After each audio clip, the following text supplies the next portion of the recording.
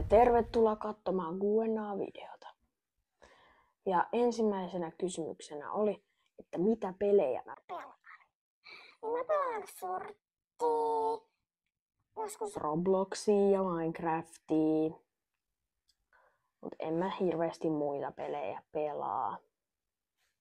Et juu.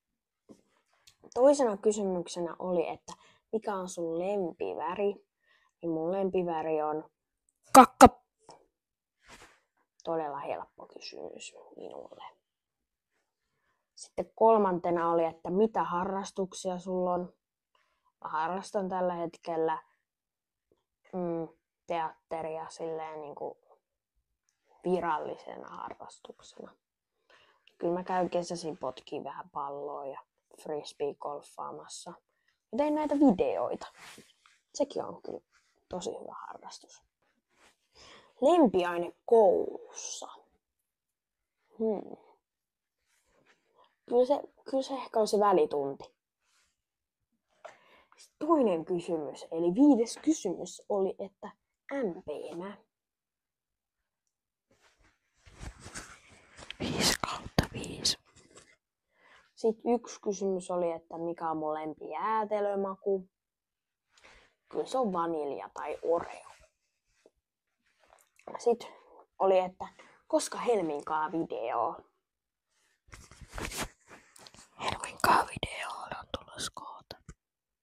Kannattaa ottaa sitä. Sitten oli kysytty, että kauanko mä oon tehnyt YouTubea.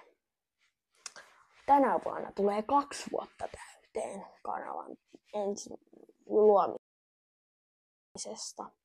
Mutta kyllä mä sitä ennenkin oon tehnyt vähän YouTubea. Että juu. Sitten oli, että onko mulla sisaruksia? No onhan mulla helvetti.